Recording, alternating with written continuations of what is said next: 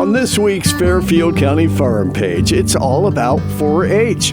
Connie Smith talks with 4-H educator Leslie Cooksey and 4-H club members Samantha Bader, Coleman Kochenderfer, Silas Kohler, and Brandon Neff. Welcome to the Saturday Morning Farm Page with OSU Extension. Special guest today, Leslie Cooksey, 4-H educator here in Fairfield County. Big day coming up March the 1st. Correct. Tell me all about it.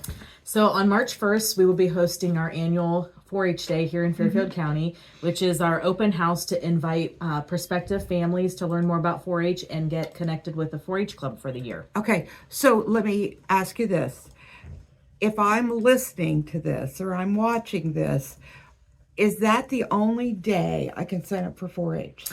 No, families can actually contact our extension office here in Fairfield County anytime now until March 1st. And we can also get your basic contact information and what interests your kids may have in projects. And then we will help you get put into a club here in early March, but we need to know that you're interested by March 1st. Okay. Rumor has it there's new clubs coming to the Fairfield County 4-H program. Got a handle on how many there may be? Yes, we have 4 new 4-H clubs starting up this year, so that's exciting. That is exciting. Yep. Yeah, very exciting. So at 4-H Day, is this older youth bringing their projects in to show other members what they have, what they can do? Yeah, so it's not just older youth. We've invited not just our teen leaders, but also anybody that was an award winner this past year with their 4-H projects. So it won't just encompass our animal projects. We have a lot of non-animal projects here in 4-H, and we've invited all those award winners to bring their projects, anything they've made or done with their project, their project books, possibly their awards, and to showcase those at 4-H Day so they can interact with families and kind of learn a little bit more about those different projects available. Yeah, okay. So one day, one-stop shop at the Fairfield County Fairgrounds. You said AAA. Yes. Building in the back behind the Ed Sands. Correct. 9 to 3, correct? 1 to 3. 1 to 3. Oh my Yes. gosh. I got A to come at the short wrong time. period. Yes. Okay, 1 to 3. Okay, Yeah. 1 to 3. and it's like kind of that one-stop shop Yes. to get everything done. Check out clubs. Like even if you don't know, what if you don't know what clubs are available in your area? Can you help them with that? Yes, so we'll have a map of the county with where different clubs actually meet. Even though you don't have to join a club that's specific to your school area or your geographic area of the county, there might be other clubs that are more fitting based on what the level of interest is on those projects. Obviously, it's more convenient if it's local to maybe where your kids go to school. But regardless of all those different variables, we will help you find a club on 4-H Day from 1 to 3, and that's on March 1st. Okay, so let me ask you this, one more question. If I'm an overachiever and like I got a child that wants to do sewing and then I want to do livestock and then maybe I want to do like horses, is there a limit to how many 4-H clubs a child can be in? There is not a limit, although I would recommend for first year 4-H families to just start with one. Yeah. That hopefully will allow your family to get acquainted with 4-H and have a good success your first year, so that if you want to do more than that, your second year or beyond, you could potentially manage more clubs. We have never really had any youth do more than 3 clubs in the county, and it's only typical to do that if they're also joining special interest clubs. Sure, absolutely. Like shooting sports, tractor maintenance. We do have a sewing club. So those sometimes allow for kids to maybe consider doing more than one club. But for first-time families, we really recommend just joining one club your first year and probably only taking one project your first year. That way you're not overwhelmed and you can manage it and have a good experience. Sure, because there's so much to do. Yes. 200 plus projects in Correct. 4-H. That's correct. And do you still have the family guide that tells everybody? Yes, so formerly known as the Family Guide, we now have the 4-H Project Guide, which lists all of Ohio's 4-H projects. Okay. Every 4-H family or prospective 4-H family that comes to 4-H Day will leave with a goodie bag with that project guide, so they can take that home and preview different project options, kind of connect that back to maybe projects that they saw at 4-H Day and get an idea of maybe what they want to try for their first year. Perfect. So great day to get all knowing about 4-H, whether you're just a beginner, or maybe you're looking for projects, something new to do this year. They can come to 4-H Day, explore different project areas. Again, that is Saturday, March 1 to 3, Ed Sands Building. My special guest on the farm page, Leslie Cooksey, Fairfield County 4-H Extension Educator in 4-H. Thanks for joining us, and hey, don't forget to click down there and subscribe.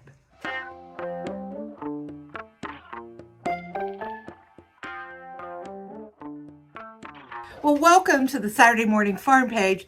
What a treat to have 4-Hers with me. I always love this part of the year when we've got our camp counselors, and they're in here and they're trained to be camp counselors. Today, we've got Brandon Neff with us. How are you, Brandon? Good. Good. Very good. Hey, how many years in 4-H? It's my 7th year. Your 7th year. Tell me, what are some of those projects you've been taking? Fishing, a lot of outdoor ones. A lot outdoors. Those your favorite? Yeah. Yeah, absolutely. And then we have Silas Kohler with us. Now, you've been 4-H a long time. Yeah. 10th year. And that includes Cloverbud. So you didn't join when you were 3 years old or any nonsense like that, right? Yeah. Okay. I'm just thinking you probably have taken a few dairy projects. Yeah. You have? Yeah. Okay. Now, you don't have to say this out loud if you don't want to. Are your dairy projects your favorite, or do you have something else that you dairy. like better? Dairy's It's got to be my dairy? favorite, yeah. Okay. It's all that for you, Grandpa Lee. Just want you to know that. Okay, so let me ask you this. Camp counselor. Mm-hmm. What do you like? Tell me this is your 3rd year. Mm-hmm. What do you like about being camp counselor? Well, it gets me out of the house during summer because most teenagers just sit at their home on their phones or hanging out with friends. Mm-hmm. But I've always liked kids. I have 3 younger siblings, so it's just been a really fun experience. Okay, so you go to camp about mid-June, correct? Mm-hmm. Like later. Okay. Tell me the truth. I want truth here. Okay. When you say it gets you out of the house, does that mean it also gets you out of the hayfield? Yeah, hay? sometimes, yeah. Okay, yeah. Yeah. Yeah, I've been around it. Yeah. Been around the block. I get that story. I've heard that story before. Okay, Braden, what do you like about going to 4-H camp and being a counselor? I like the leadership aspect of it. You do? Yeah. Tell me about that. It's just, I find it fun to be able to be in charge of them. Because I was doing 4-H camp for as long as I've been in 4-H, and it's just fun to be on the other side of things now. Yeah. Do you think you make a difference? I think I do. Yeah. So what do you think about, does it make you nervous to know, like for just a couple days, you're like the guy in charge of like 5, 6, 7 boys? The first day, it is, but then after I get to know them, it's fine. Yeah. Most of the time. Yeah. Do you get to talk about outdoor stuff at camp? Like your love of fishing, your love of all the outdoor projects. Is that something you really enjoy talking to your campers about? Yeah. Yeah, absolutely. Absolutely. What's 4-H taught you, Braden? It's taught me how to be a better person. Yeah. Yeah. Like how? Just like environmentally, especially. Yeah. Like treating the environment with respect. And Yeah, very cool. Very cool. That's kind of exciting. You know, that's a unique answer because obviously you must love those outdoor projects to have learned that much and respecting the outdoors like you do. Very nice. Glad you're here today, Braden. Okay, Silas, what in the world has 4-H taught you? A lot of leadership and communication skills. Like I went to leadership camp and we played a lot of games that kind of brought me to be a counselor. It helped me like get into it. And communication, I feel like almost every 4-H trip I go on, there's some sort of icebreaker game. You talk to a lot of people you don't know, and it helps you talk to people that you Yeah, well, you know, I've had you on here before. Yeah. Yeah, but tell me this, how do you like this format where we're doing a video and we're kind of, you know, we stepped our game up a little bit at Farm Page. It's definitely different. Yeah, do you feel good about this? I'm okay with it. You okay with it? Yeah. I am too. I really like our viewers being able to see faces, names, and then get those facial expressions because we have some daggone good kids here in Fairfield County and the Fairfield County 4-H program, especially those leaders who are excelling in camp counseling. Favorite thing you like about being a camp counselor, Silas? Well, in the beginning, you definitely start out more of a leadership role to them, but I feel like as camp goes on, you become more friends and you get closer to them, and they listen to you more and they respect you. So it's just a lot of fun hanging out with kids. Yeah. So you go to Liberty Union. Do you ever see some of your campers at school? Sometimes, only Yeah. a couple of them. A couple of them. Yeah. Very cool. My special guests today, Silas Kohler and Brandon Neff. He goes to Pickerington Central, correct? Yes. Yeah. So glad to have them both on the Saturday morning farm page. And be sure and check us out every Saturday morning, 6 a.m. And then you can share this, subscribe down below. Thank you very much.